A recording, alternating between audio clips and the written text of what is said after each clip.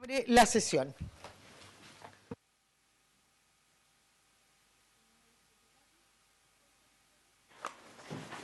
Señor secretario, cuenta, por favor. Señora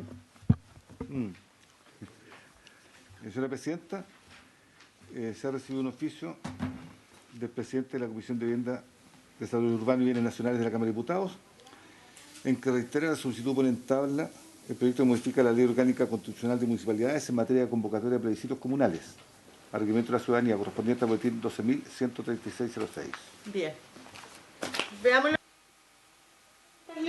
Una vez que terminemos de despachar esto, mándeselo, ¿no es cierto?, a los señores senadores, y si están todos de acuerdo y no ha ingresado ninguna urgencia, los pondríamos en tabla. Ofrezco la palabra sobre la cuenta. Tabla, entonces, señor secretario.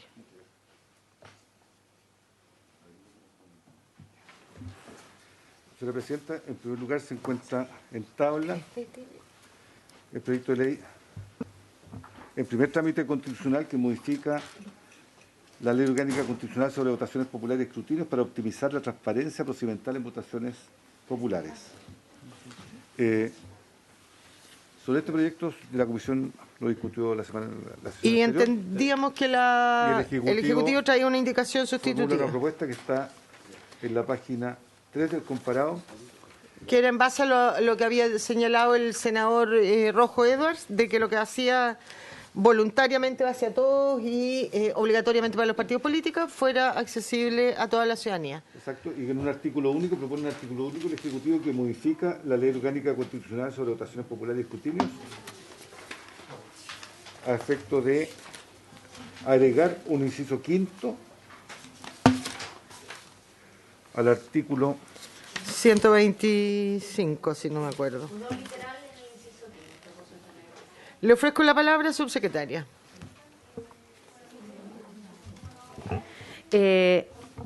Muy buenas tardes a los señores y señoras senadoras, a los miembros de la Secretaría, al presidente del director del CERVEL. Saludamos al director del CERVEL, que no lo habíamos visto. Bienvenido, don Andrés. Tal como se mandató y en base a la discusión general que tuvimos en la sesión anterior, trabajamos conjuntamente con el CERVEL y venimos a hacer una propuesta que establece como norma legal, ¿no es cierto?, lo que ya ha sido una buena práctica, ampliando lo que hoy día existía en el inciso séptimo del artículo 185 para los partidos políticos y los candidatos independientes, abierto a todas las personas que en el último informe de resultados preliminares entregado por el Servicio Electoral muestre, ¿no es cierto?, el acceso a las copias digitalizadas y escaneadas de las actas de escrutinio de cada mesa receptora del sistema computacional al que se refiere el artículo 83. Como ustedes ven en el inciso original, el que se elimina, esto estaba circunscrito solo a los partidos políticos y a los independientes. Como buena práctica, el CERVEL ya lo venía haciendo para el resto de la ciudadanía, y esa buena práctica hoy día queda como una obligación legal en el artículo respectivo. Teníamos previsto, ¿no es cierto?, se consultó y lo puede ratificar el presidente del Consejo Directivo del CERVEL, en el sentido de que estas actas, en cualquier caso, son subidas, ¿no es cierto?, en el transcurso de la noche del escrutinio, y por cierto siempre van a estar disponibles antes de que al día siguiente tenga que concurrirse al colegio escrutador para efectivamente hacer los chequeos. Eso en términos generales, Presidenta. Cualquier duda a su disposición. Gracias, subsecretaria. Don Andrés, no sé si quiere usted agregar algo más a lo señalado por la subsecretaria. Se nos congeló. Sí. Bien, ofrezco la palabra a los señores senadores respecto a esta indicación sustitutiva. Senador Elizalde y luego senador. Oh, no, perdón. No, es que... Bueno, primero saludar a la subsecretaria. A mí me parece muy bien la indicación. Ahora, se le ha puesto carácter de sustitutivo, y a mí la verdad es que me gustaría poder votar en la primera, al menos la primera parte del proyecto de ley en cuestión, con una indicación para efecto de las restricciones de las personas que hagan la digitación, estando muy a favor, digamos, de la indicación propuesta por la subsecretaria. Ahora, nosotros hoy día pretendemos votar esto. Entonces, estamos viéndolo en general y en particular. Si tú tienes alguna indicación, es cosa que la presentes ahora Sí. para que se pudiera ver antes de votarla. ¿Puedo decir una cosa? Sí. Yo aprobaría lo que viene del Ejecutivo y no sé si tiene... discutamos. Ya, no sé si tiene sentido, ahí tuve una diferencia con el senador Edwards. El otro tema, porque la pregunta es ¿por qué al digitador le vamos a poner restricciones que no tiene el vocal? Y el vocal, ojo, participa en la calificación de la elección. En cambio, el digitador es simplemente una transmisión, incorporar, digamos, teclear, literalmente, y transmitir una información que tiene respaldo y que es fácilmente contrastable, que es la del resultado de cada mesa. Entonces, yo por lo menos aprobaría la propuesta del Ejecutivo, que creo que va a un tema que el propio senador Edwards en su momento planteó, porque la idea la planteó él y la compartimos varios, que es que existan mecanismos de contraste respecto de la relación entre lo que se digita o la veracidad de lo digitado, que no tenga errores sobre todo en relación a lo que señalan las actas de las mesas. Pero no innovaría estableciendo requisitos adicionales para los digitadores que, insisto, incluso son más estrictos que los que existen para los vocales, cuando a mi entender un vocal tiene mucha mayor responsabilidad que un digitador, porque el vocal califica los votos. Si hay una controversia respecto a si un voto se califica como, por ejemplo, nulo u objetado, entonces el vocal vota y los vocales deciden. En cambio, en el caso del digitador, tiene que simplemente transcribir una información que por lo más tiene contraste. Entonces, por eso yo soy más bien partidario de aprobar esto y no innovar en lo otro. Senador Rojo, Edwards. Quería aprovechar también de saludar al director CERVEL. ¿Cómo está? Y poder hacerle dos preguntas, porque yo creo que es una parte de la experiencia de todos los senadores, no creo que solamente a mí, pero me han llegado un sinnúmero de WhatsApp, diciendo que hay personas que ya no están con nosotros, pero siguen inscritas. Casos incluso de personas que vivieron un par de días y siguen hace muchos años y siguen inscritas. Entonces, eso es una cosa, de qué manera podemos mejorar esas inscripciones de personas que ya fallecieron. Y lo segundo es, que es el otro reclamo que llega permanentemente por estos días, algo lo hablamos la vez pasada, pero ¿qué podemos hacer para efectos de transparentar lo más posible, más allá de que sin ánimo de crítica, digamos, del sistema, pero de transparentar lo más posible para que haya tranquilidad absoluta respecto al nombramiento de los vocales? ¿Cómo podemos, director, avanzar en esas dos áreas? Sí, sobre el segundo punto, el presidente del CERVEL, en su momento, en el primer gobierno del presidente Piñera, fue asesor del gobierno una serie de modificaciones legales que pretendían resolver el problema de que la reunificación en Chile es desde el 80 y tanto en adelante, y para atrás no hay un rol único, o sea, se le asignaba un número incluso a nivel comunal, en la época más remota. Y el servicio, perdón, el registro civil tiene un registro de nacimiento y un registro de muertes. No tiene, podríamos decir, un registro de vivos. Son dos registros y a veces se da de baja a la persona, entre comillas, cuando coinciden los datos. Pero antes de la reunificación ocurría que cuando inscribían el certificado de función con un nombre distinto, entonces no se daba de baja en el registro correspondiente, en el registro electoral. Y ocurrió en la elección municipal del año 2012, me parece, que el expresidente Salvador Allende aparecía en el registro. Y se propuso una norma en su momento, que yo compartía plenamente, pero después fue declarada inconstitucional, si mal no recuerdo, respecto de quienes no renovaran la cédula de identidad durante un periodo de tiempo fueran mayores. Y después se repuso una nueva norma, posteriormente. Pero efectivamente tenemos un problema, porque cuando se calcula la participación electoral, yo creo que el padrón chileno tiene más electores de los que realmente están en condiciones de votar. Ya sea porque, por ejemplo, si una persona fallece en el extranjero, no se inscribe muchas veces, salvo que haya dejado herencia, y eso obviamente se inscribe para efectos de realizar la posición efectiva, en muchos casos un chileno que muere en el extranjero jamás se registra su muerte en Chile. Entonces, entiendo que la ley ahí se modificó, se establecieron perfeccionamientos, pero en alguna medida al CERVEL está haciendo un trabajo casi imposible. Se desconectó el director. Ya, eso nada más. Es verdad.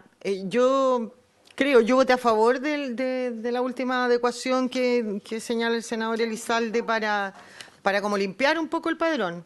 Pero creo que nos equivocamos en la época, porque lo hicimos justo estando en pandemia, en que la gente, sobre todo los adultos mayores, no iban a votar por susto y tampoco renovaban carnet porque nosotros mismos prorrogábamos la vigencia. De hecho, hasta ahora está vigente. Y hay muchos, yo he conocido, mi suegro, por ejemplo, entre otros, lo borraron del padrón. Ahí sí. Entonces, yo esa norma creo que hay que revisarla. Don Andrés, tiene la palabra. No sé si alcanzó a escuchar lo que le pidieron.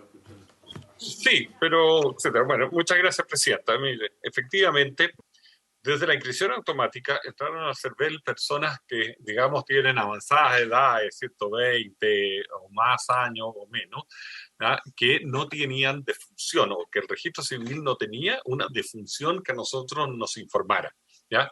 Bueno, en parte eran las causas principales de estas personas era principalmente fallecimientos, como decía el senador Elizalde, eran fallecimientos en el extranjero. Los chilenos que se fueron a vivir al extranjero, ya fallecieron en el extranjero, obviamente hay defunción de esos países, fueron enterrados en el extranjero y no hicieron nunca el trámite de defunción en Chile porque no era necesario, porque no tenían un tema de herencia u otro tema que hacer acá en Chile.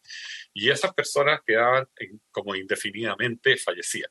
También hay problemas de personas que no tenían bien los registros del registro civil, no eran perfectos. Y había personas con defunciones sin RUT, por ejemplo, ¿ya? Que no las podían identificar con alguien o con apellidos incompletos. Ese era el caso del expresidente Salvador Allende, etcétera. ¿Ya? Se ha ido arreglando y depurando este tema. Ahora, nosotros, es muy difícil al CERVEL decir, bueno, estas personas de avanzada edad las suponemos fallecidas y las damos por muertas, las eliminamos del registro y del padrón. Eso es terriblemente peligroso. Como nosotros sabemos que hay un control de personas, digamos, hay control para votar, de identificarse con cédula de identidad frente a la mesa, obviamente preferíamos que esas personas estuvieran en los padrones, ¿ya? Aunque sabiendo que ese segundo control iba a funcionar y no iban a poder votar. Era más riesgoso dejar gente sin derecho a votar, que era una cosa que nos preocupaba mucho, que correr el riesgo respecto de estas personas. Ahora, efectivamente, finalmente el año pasado se dictó, después de muchos intentos, esta ley que nos permitía, digamos, eliminar a las personas bajo 3 causales. Mayores de 90 años, ¿sí? Segunda, que no hubiera sacado cédula de identidad o pasaporte en los últimos 11 años. O sea, recordemos que la cédula de identidad tiene una validez de 10 años, entonces obviamente esta persona no había hecho un trámite de identidad. Y la tercera condición es que no hubiera votado en 2 elecciones anteriores. Ahora, este proceso se hizo tanto para las elecciones de noviembre como ahora, pero nosotros no estamos conformes con los resultados, porque dentro de las personas que nos tenían que informar el registro civil, ya como personas que no habían sacado carnet, deberían haber estado estas personas, por ejemplo, de 126 años a la fecha de ahora, etcétera. Ahora, y no se nos informó, por lo menos hasta el 1 de mayo. También acordémonos que se cierra el registro el 1 de mayo. O sea, si hay personas fallecidas entre el 1 de mayo y ahora, obviamente nosotros las tenemos en el padrón, eso no cabe duda. ¿Ya? Y porque siempre tenemos que tener una fecha de corte, no podemos estar hasta el último día corrigiendo padrón. Y por otra parte, sí hemos sabido de casos de estos, de una persona que vota en Carahue, con un RUT de baja denominación, que apareció su defunción. Pero eso es posterior al 1 de mayo. O sea, el registro civil estaría haciendo un esfuerzo urgente, pero ya es tarde para nosotros. O sea, si no se nos han notificado las defunciones al 1 de mayo, esas personas siguen apareciendo en el CERVEL. Y tampoco se nos notificó respecto de esas personas que no habían obtenido carné en los últimos 11 años. Yo creo que ahí hay un trabajo pendiente con el registro civil de actualizar, especialmente lo último, porque es obvio que no sacaron carnet de identidad. Entonces, eso es algo que tenemos que perfeccionarnos junto con el registro civil. Pero nosotros estamos usando esa información. Ahora, yo creo que en las próximas oportunidades esta ley debería operar mejor. Nosotros vamos por lo menos a decirle al registro civil: mire, esta es la nómina de personas mayores de 90 años, vamos a hacer las cosas al revés. Esta es la nómina de personas que tenemos mayores de 90 años, indíquenos usted quiénes de ellos sí han sacado carnet de identidad, ¿ya? O sea, más que al final ellos nos manden los que no han sacado carnet de identidad, porque obviamente no tenían estas personas de avanzada edad. Pero yo creo que no es un punto para preocuparse, esto viene sucediendo desde el 2012 y no han votado. ¿Ya? O sea, lo claro es que estas personas no han votado, ¿ya? Y no pueden votar, obviamente, porque si no están vivas, no tienen ni cédula de identidad, ni obviamente hay un chequeo a nivel de las mesas que les da seguridad a todos, donde los apoderados pueden revisar. Bueno, y del tema de los vocales de mesa que preguntaba el senador Edward, yo tengo que volver a ratificar los vocales de mesa, de acuerdo a la legislación permanente, que esto no cambió con el acercamiento de locales.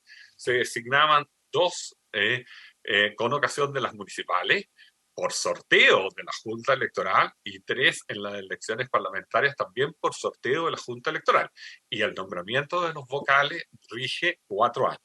Esto hacía que se iban traslapando vocales, había reemplazos parciales y siempre habían vocales con experiencia, de tal forma que la mesa tenía una conformación mixta, experiencia y nuevo. Ahora bien, esta es una elección, el plebiscito es una elección extraordinaria, no en el calendario normal de elecciones. Coincidió además que el año pasado se hicieron las 2 elecciones, municipales y parlamentarias.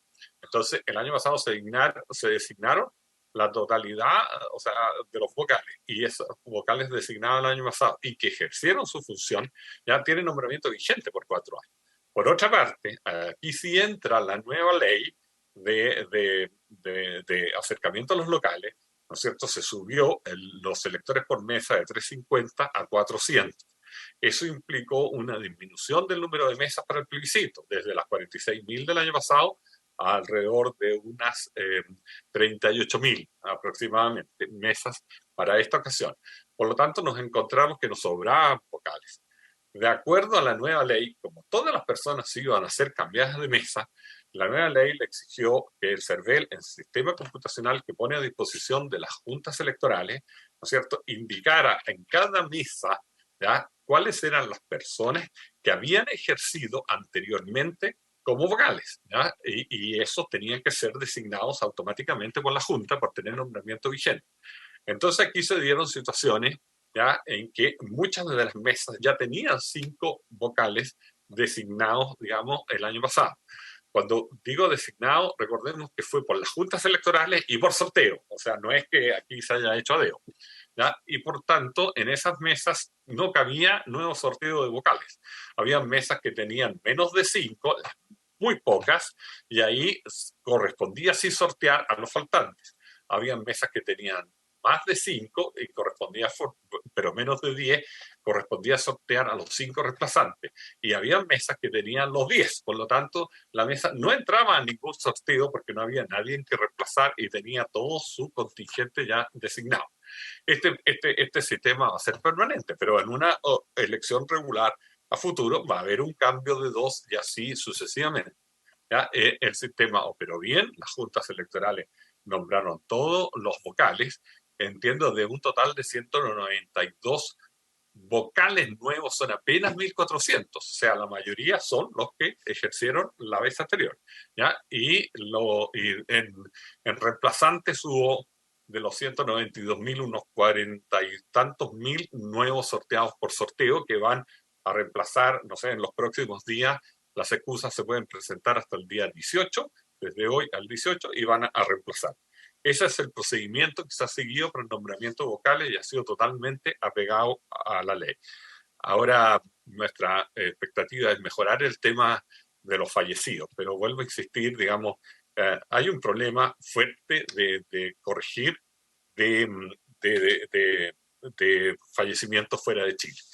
Por otra parte, también en esa categoría de personas presumiblemente fallecidas, sin duda, caben los detenidos desaparecidos, que se me quedaban en el tintero. Son 780 detenidos desaparecidos, ya que fueron inscritos en el 2012, porque esos 780 es un contingente inferior respecto al total de detenidos desaparecidos y son los que nunca hicieron muerte presunta. ¿Ya? El resto, su familia hizo el trámite de muerte presunta. Para estos 780, las familias, en una decisión que nosotros respetamos totalmente, digamos, y era su libertad, nunca quiso hacer muerte presunta. Entonces, de nuevo, ante la ley, esta persona aparecía obviamente como viva. Ahora, la legislación que se dictó el año pasado también, extraordinariamente, estipuló que en los padrones de mesa y en el padrón que se publica en la web, esta persona apareciera con una leyenda especial. Y esa leyenda dice persona ausente por desaparición forzada. Y eso salió en los padrones de mesa de noviembre y diciembre del año pasado y va a volver a salir en los padrones de mesa de esta elección. Eso, señora presidenta. Gracias, señor presidente del CERVEL. Yo tengo mi duda, antes de darle la palabra a los senadores, yo tengo mi duda y creo que hay que revisar cómo el CERVEL está aplicando la ley de limpieza de los padrones. Sobre todo el tema de los 11 años de la cédula de identidad, porque efectivamente la cédula dura 10 años. Entonces 11 años pareciera muy corto, porque uno generalmente deja pasar eso, más encima cuando hemos tenido 2 años de pandemia, el adulto mayor no salía, no significa que no esté operativo. Y no se ha hecho copulativo, el que sea mayor de edad, que no haya votado, y el que no haya votado, yo conozco 2 o 3 casos, en que sí han ido a votar, no fueron a votar solamente durante los 2 años de pandemia, en esas elecciones. Y vuelvo a decir, tienen su cédula vencida en la cédula, pero sigue vigente porque hay una ley que permite que esa cédula esté vigente hasta diciembre de este año para votar y para otros efectos. Ofrezco la palabra. Senador Edwards. ¿Y qué pasa si es que no se podríamos incluir, no sé si existe, estoy pensando en voz alta, pero dentro de esta ley una obligación para el registro civil de responder las precisiones de información del CERVEL en cierto plazo? Que es un poco, entiendo lo que está diciendo, si entendí bien, don Andrés está diciendo, resulta que no me entregaron la información de quienes no han pedido carné después de 11 años de la última misión. ¿Estoy en lo correcto o no? Pero esa iniciativa exclusiva porque modifica y afecta las funciones propias de un servicio público. Y está fuera, yo creo, está fuera además, yo creo, de la idea matriz. Andrés. Perdón, sí, senador Edward, ¿terminó? Andrés, tiene usted la... Sí, estas obligaciones ya están en la ley, están básicamente en la ley de inscripciones. Aquí estamos viendo texto de la ley de votación y escrutinio, son 2 leyes diferentes. Pero esas obligaciones están. Lo que pasa es que el registro civil no nos informa porque no tiene buenos datos, etcétera. Nosotros tenemos una comunicación permanente, a nosotros se nos va informando periódicamente todos los que van cumpliendo 17 años y todas las defunciones. Y no solo eso, están también cambios de partidas de nacimiento, correcciones, y especialmente hay cambios de nombre y de sexo hoy día que son de tramitación rápida en el propio registro civil. Todas esas actualizaciones se están haciendo. Es un problema de datos del registro civil que obviamente no tiene los antecedentes ya en el momento oportuno, o sea, no se nos informó en tiempo y forma, pero sí tienen una obligación de informar. Ahora, hay imperfecciones de casos, o sea, acabo yo de revisar un caso y no solo recibimos información de ellos, sino que también tiene que ver, por ejemplo, las pérdidas del derecho a sufragio. Acabo de ver un caso de un juzgado de Viña del Mar en que nos notificó el juzgado la condena a la persona y el nombre que venía era la víctima y no el condenado. ¿Ya? Y por otro lado recibí la certeza. Ese tipo de errores se producen, ¿ya? Nosotros dependemos de la información de terceros. Ahora, obviamente, la persona ya se cerró el registro, el padrón para esta elección. No podemos hacer correcciones administrativas, menos en estos momentos. En estos momentos los padrones de mesa están en imprenta y se están armando las cajas de que se van a repartir a las mesas con los documentos que son distintos para cada mesa, las actas y desde luego los padrones. Y todavía nos queda repartirlo a lo largo de Chile y a partir del viernes anterior a la elección repartirlo a los locales de votación. Por tanto, ya a esta altura es imposible cualquier cambio. Pero estas obligaciones existen, es un asunto de coordinación mejor con el registro civil respecto de los datos.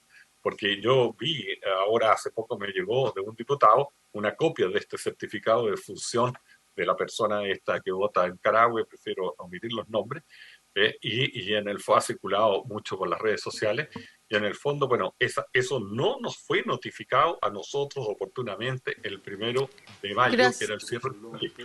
Gracias, Andrés. Bien, procedamos a la votación. ¿Usted va a presentar indicación? ¿No? ¿Una reacción? ¿Puedo hacer un comentario? Sí, senador. Lo que pasa es que la indicación dice dos cosas. Dice, en el último informe de resultados preliminares entregado al servicio electoral, se deberá mostrar y permitir el acceso a todas las personas a las copias digitalizadas y escaneadas. No es publicar, pregunto. La acción no es publicar, más que mostrar, porque mostrar se entiende que es como que es presencial. ¿Ya? Entonces se deberá publicar, no publicar. Ya, eso es lo primero. Y lo segundo, con el inciso que se elimina, ¿Cuál es el que se elimina? el de los partidos políticos, ahí yo tengo mi duda, porque ¿Pero cuál es que? Perdón. el séptimo, y es ese sí. ¿Cuál es mi duda respecto a ese inciso? Y lo planteo que, Eso es lo que no, eso es parte de la indicación del gobierno. sí, yo tengo la duda con la eliminación y voy a plantear por qué. Porque yo entiendo que, a ver, la obligación es publicar para todos. Pero está claro que ahí mucha gente se va a meter para vitrinar, etcétera. Pero los que fiscalizan son o los candidatos o los partidos. Y no vaya a ser que se caiga el sistema o cualquier cosa y los partidos queden sin esa información. Que no estoy diciendo que sea excluyente, pero sí es preferente. O sea, ¿en qué términos preferentes? De que hay que asegurar, independientemente de que hay que cumplir la otra obligación, hay que asegurar que los partidos y los candidatos independientes tengan acceso a esa información. Y es más, en este caso se puede ir publicando, ni siquiera antes del último informe, se puede ir publicando a medida que se van subiendo. Y los partidos pueden inmediatamente ir corroborando, como ocurre actualmente. Sí. Entonces tengo mi duda, quizá habría que parafrasear de manera distinta o redactar de manera distinta ese inciso, pero no eliminarlo, creo yo. ¿Qué dice el gobierno? Andrés. Sí, lo que pasa es que antes habían dos sistemas, para explicarle al senador Elizalde. Antes había un sistema a los partidos políticos en base a ese inciso que se está eliminando, que se le otorgaba clave, ¿ya? Código, digamos, y estaba el sistema al común de los normales de cualquier usuario que entraba normalmente sin ninguna clave ni restricción y no veía en ese no veía las actas digitalizadas. Y los partidos políticos sí. ¿Por qué nosotros simplificamos y lo subimos a todos? Porque de los mismos partidos teníamos reclamos de parlamentarios que nos decían, oye, pero yo no puedo ver las actas. Entonces teníamos que decirle, mira, anda a pedirle a tu partido que te dé los códigos para entrar a esta página especial. Y teníamos dos páginas en el fondo. Preferimos tener una sola, más práctico, más sencillo para nosotros, una sola con todas las actas. Entonces por eso que se elimina esto. En el fondo aquí va a haber un sistema. Y las actas se suben no inmediatamente que se suben los resultados. Nosotros subimos primero los resultados porque para el escrutinio, pero las actas tienen más demora porque es una carga de datos mucho más grande que los resultados, ¿ya? Digitalizado. Pero el atraso que van respecto a los resultados son 10 minutos más o menos. O sea, prácticamente en la misma noche va a estar todo subido. Así ha sido en las elecciones de noviembre y diciembre, no tuvimos ningún problema. Por tanto, encontramos que no tiene sentido tener dos sistemas. Estos sistemas además están preparados para recibir, fíjense, 150.000 consultas al mismo tiempo. Y eso es más o menos la demanda que hay el día de la elección. En la tarde de la elección entran 100.000 personas a consultar, digamos. Entonces, nuestra capacidad es amplísima. Por lo tanto, que uno falle y el otro no, y que pueda haber uno preferente, eso no va a suceder. Es obvio que al día siguiente de la elección, los únicos que están operando con este sistema son los partidos políticos y los candidatos. no están operando Tiene razón. una persona normal. Andrés, Nos convenció. nos convenció. Nos convenció, Nos han presidente, convencido nos convenció. todo el Frente Unido del Uno. Cervel del Deberá Gobierno. publicar. Ya me había convencido el gobierno previamente al respecto. Sí. Persuasivo el presidente del directorio. 6, 7, último- el penúltimo. Es el penúltimo en el fondo. Solo el penúltimo Yo solo se propongo elimina. cambiar la palabra mostrar por Por publicar. ¿No sé si está de acuerdo el director? Sí, de acuerdo Deberá por su publicar, intermedio ya. presidente. Someta a votación entonces el proyecto, en general y en particular.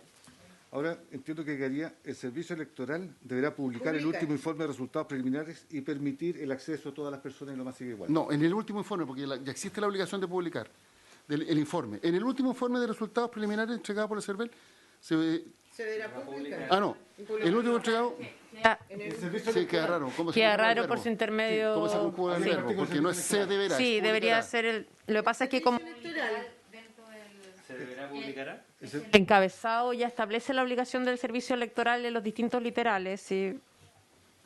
Entonces, en el último informe de resultados preliminares, el servicio electoral deberá publicar. O, aún más simple, si está el servicio electoral en todas partes, En el poner último- letra J, publicar el último informe de resultados preliminares. Es que no Y es publicar permitir el acceso. No es publicar, a ver, no es publicar el último resultado No. preliminar, porque eso ya existe como obligación. Es en Permitir esa publicación incorporar la publicarlo. visualización de. Sí, por eso digo. Y se dice lo siguiente, perdón, en el último informe de resultados preliminares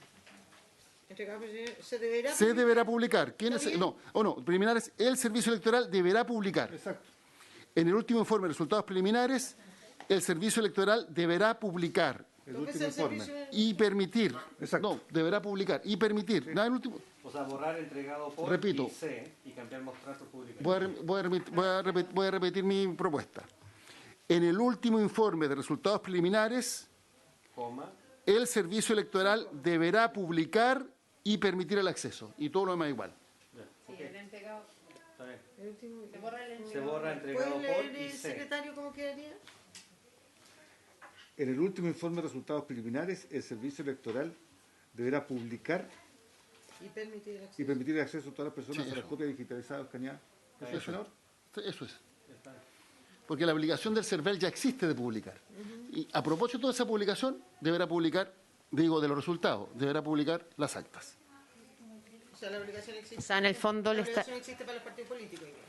Lo que se hace por su intermedio, Presidenta, es que en este informe de resultados, que ya es una obligación, como bien dice el senador Elizalde, por su intermedio de publicar, tiene que adicionar esta publicación adicional que son estas actas digitalizadas. Permitir el acceso a las actas Claro. de las distintas mesas. Deberá Ya. publicar y permitir Tome el la acceso. votación, por favor. ¿Director? O sea, Presidente. El encabezamiento del inciso dice: los resultados deberán estar desplegados de la siguiente forma, y ahí vienen todas las letras que incluye la J que se está agregando. Entonces, La votación, señor secretario. senador Elizalde.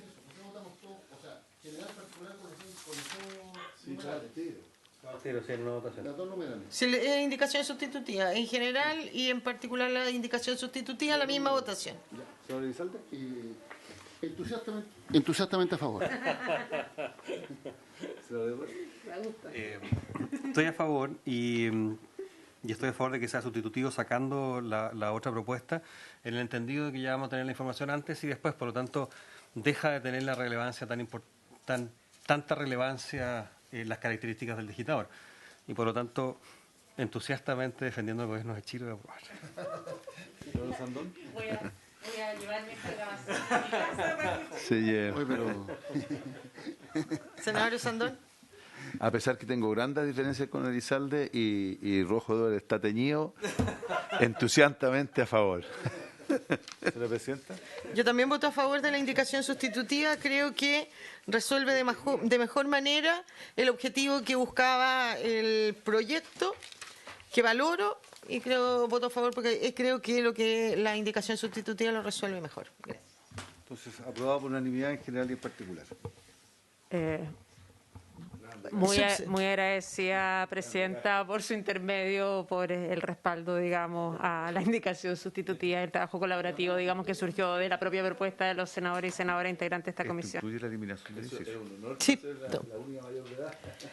Gracias, subsecretario. De la misma manera, agradecemos al presidente del CERVEL que nos haya acompañado en la sesión pasada y en esta, Andrés.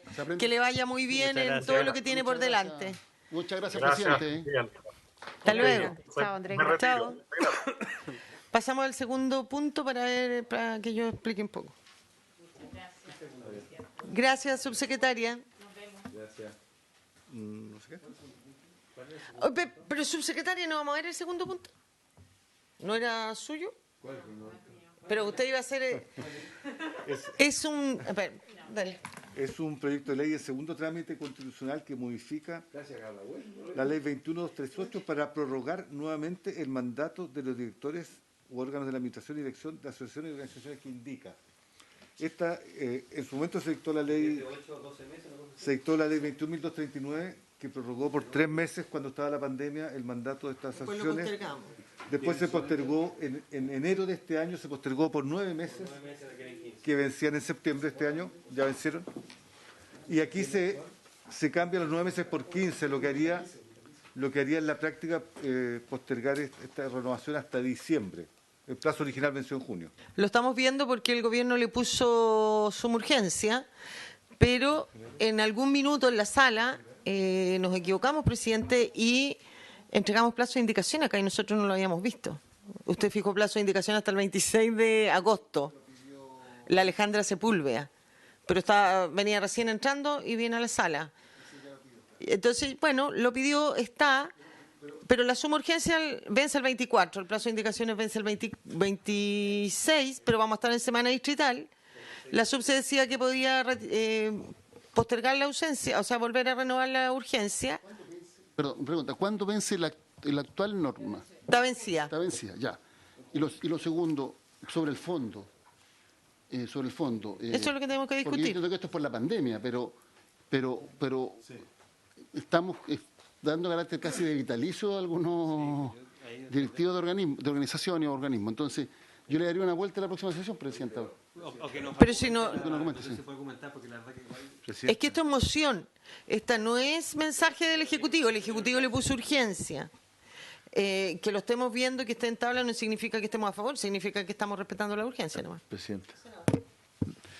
O sea, a ver, yo creo que es evidente que hay mucha gente que hoy día tiene miedo de participar en reuniones porque la cosa no está clara todavía, por lo tanto, tiene su lógica, digamos. Aunque puede que técnicamente puede hacerse, pero en el ambiente, la percepción, mucha gente no va a las reuniones de junta de vecinos ni nada de eso por miedo. Entonces, tiene su lógica.